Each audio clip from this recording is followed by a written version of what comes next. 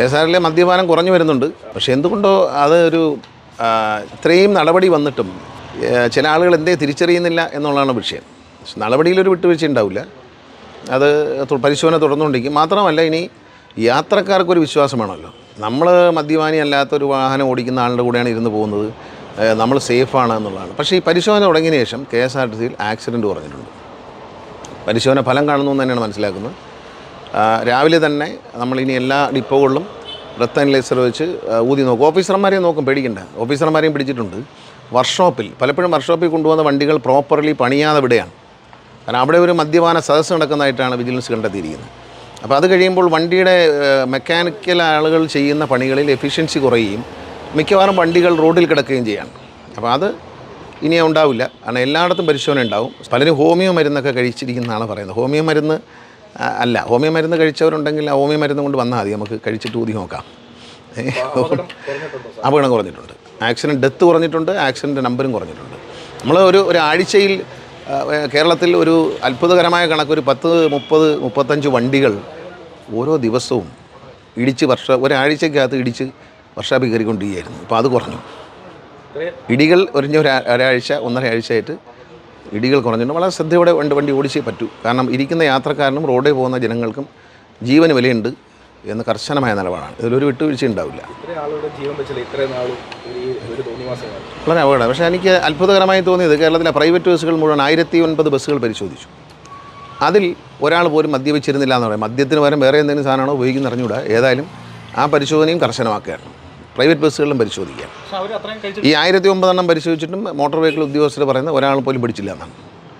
അപ്പോൾ അത് അതിൻ്റെ കാരണം എന്ന് വെച്ചാൽ മദ്യപിച്ച് വണ്ടി ഓടിച്ചാൽ പിറ്റേ ദിവസം ജോലിക്ക് കയറ്റത്തില്ല ഉടമസ്ഥൻ എന്നുള്ളതുകൊണ്ടായിരിക്കണം.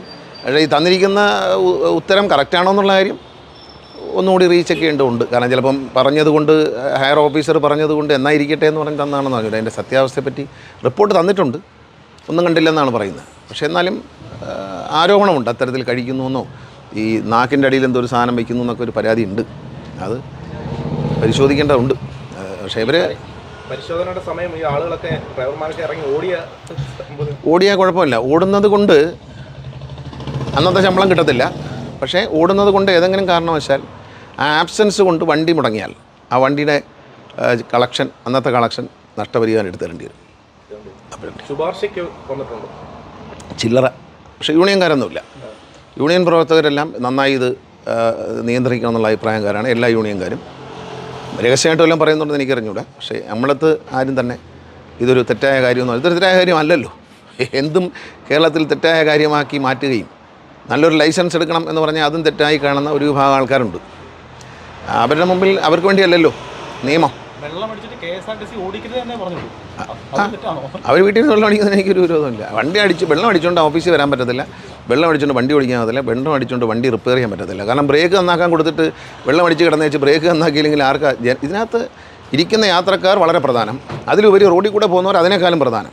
KSRTCയിലെ തന്നെ ഒരു അന്വേഷണ വിഭാഗമാണ്, വിജിലൻസാണ് അത് ചെയ്യുന്നത്. അവർ ചെയ്യുന്ന ഡ്യൂട്ടി അവർ ചെയ്യുന്നു. അവർ കാന്തല്ലൂർ പോയി 5 വണ്ടി പരിശോധിച്ചു. കാന്തല്ലൂർ രാത്രി സ്റ്റേ ബസ്സാണ് 5 വണ്ടി. ഈ 5 വണ്ടിയിൽ 10 ജീവനക്കാരുണ്ടായിരുന്നു. 9 പേരും മദ്യപിച്ചിരിക്കുകയായിരുന്നു.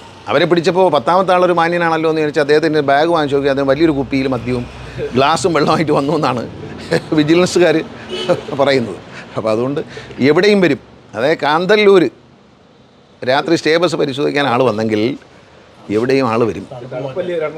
100% സർക്കാരിൻ്റെ നിലപാട് യാത്രക്കാരൻ്റെ ജീവിതം, റോഡിൽ പോകുന്നവരുടെ ജീവിതം അതിനെ സുരക്ഷിതമാക്കുക എന്നുള്ളതാണ്. അതിനുവേണ്ടി ടിപ്പർ ലോറിക്കാരൊക്കെ വളരെ പതുക്കെ പോവുക, ശ്രദ്ധിച്ചൊക്കെ പോവുക. എയർ കണ്ടീഷനൊക്കെ ഇട്ട് പാട്ടും വെച്ച് പോകുന്നുണ്ടെന്ന് നമുക്ക് സന്തോഷമേ ഉള്ളൂ. AC ഒക്കെ എല്ലാ വണ്ടിയിലും വേണം. എല്ലാവരും ടിപ്പർ ലോറിക്കാരെല്ലാം കേട്ടോണം. പെട്ടെന്ന് തന്നെ വല്ല സ്പീഡ് ബ്രേക്കർ വല്ലതും ഊരി ഇട്ടിട്ടുണ്ടെങ്കിൽ തിരിച്ചു പിടിപ്പിച്ചോടുക. അതിൻ്റെ ഒരു ഡ്രൈവ് വരുന്നുണ്ട്. ആ ഡ്രൈവിൽ ബഹുമാനപ്പെട്ട കോടതിയുടെയും നിയമത്തിൻ്റെയും ലംഘനം നടത്തുന്ന മുഴുവൻ വണ്ടികളും പിടിച്ചിട്ടാൽ അതിലൊരു ക്രിമിനൽ സംഘം ഇറങ്ങിയിട്ടുണ്ട്. അവർ ചില വണ്ടികളെ അങ്ങനെ ഈ ഊരിയിടാൻ പറ്റത്തില്ല. അതിൻ്റെ സോഫ്റ്റ്വെയറിൽ ഒരു കള്ളത്തരം, കമ്പനിക്കാരും ശ്രദ്ധിക്കുക, സോഫ്റ്റ്വെയറിൽ കള്ളത്തരം നടത്തുന്നതിന് കമ്പനിക്കാർ ഉത്തരം പറയേണ്ടി വരും. ഇപ്പോൾ ആധുനിക ബസ്സുകളിൽ ലോറികളിലെല്ലാം ഒരു കമ്പ്യൂട്ടർ സിസ്റ്റത്തിന്, അപ്പോൾ ആ കമ്പ്യൂട്ടർ സിസ്റ്റത്തിന് വ്യാജമായി എന്തോ ഒരു സോഫ്റ്റ്വെയർ ഉണ്ടാക്കിയിട്ട് ഇതിനെ കറക്റ്റ് ചെയ്ത് സ്പീഡ് കൂടുതലായി കൊടുക്കുകയാണ്. അപ്പോൾ പല വണ്ടികളും ഈ പറയുന്ന 60 കിലോമീറ്റർ സ്പീഡിൽ 60 കിലോമീറ്ററാണ് ടിപ്പർ ലോറിയുടെ സ്പീഡ് കൺട്രോൾ ചെയ്തിന് ഗവർണർ വെച്ചിട്ട്, സ്പീഡ് ഗവർണർ. അത് ഊരിയിട്ട് ഓടിച്ചാൽ പാറയോടുകൂടി തന്നെ വണ്ടി പോലീസ് സ്റ്റേഷനിൽ കിടക്കും, ടയറൊക്കെ പോവും. അപ്പോൾ അവർ തന്നെ വർക്ക്ഷോപ്പിൽ നിന്ന് ആളെ കൊണ്ടുവന്ന് പുനഃസ്ഥാപിച്ച് ഫൈനും അടച്ചിട്ട് ഇറക്കി കൊണ്ടുവരുമ്പോൾ പിന്നെ ടയറും സ്പ്രിംഗ് ലൈറ്റും ഒന്നും കാണത്തില്ല. അതുകൊണ്ട് ദയവ് ചെയ്ത് ആരെങ്കിലും ഊരിയിട്ടിട്ടുണ്ടെങ്കിൽ അതങ്ങ് തിരിച്ചു പിടിപ്പിച്ചേക്കണം. ഒരു സീൻ ഉണ്ടാക്കാതിരിക്കാൻ വേണ്ടിയിട്ടാണ്. അപ്പോൾ പിന്നെ പ്രതിഷേധിക്കേണ്ടല്ലോ. നേരത്തെ പറഞ്ഞാൽ നിങ്ങൾ അഡ്വാൻസായിട്ട് പറയുക. കർശനമായ നിലപാട് ഹൈക്കോടതി, ബഹുമാനപ്പെട്ട ഹൈക്കോടതിയുടെ നിർദ്ദേശമാണ്. അനുസരിക്കാൻ ആർക്കും കഴിയത്തില്ല. അതുകൊണ്ട് കൃത്യമായി ഊരിയിട്ടവരെല്ലാം തിരിച്ചു പിടിപ്പിക്കുക. വ്യാജ സോഫ്റ്റ്വെയർ കൊണ്ടുവന്ന് ഇത് റിപ്പയർ ചെയ്ത് കൊടുക്കുന്നവരെ ക്രിമിനൽ കേസ് പിടിച്ച് കോടതി മുമ്പാകെ നിയമത്തിന് മുമ്പിൽ കൊണ്ടുവരും, ജയിലിലിടും.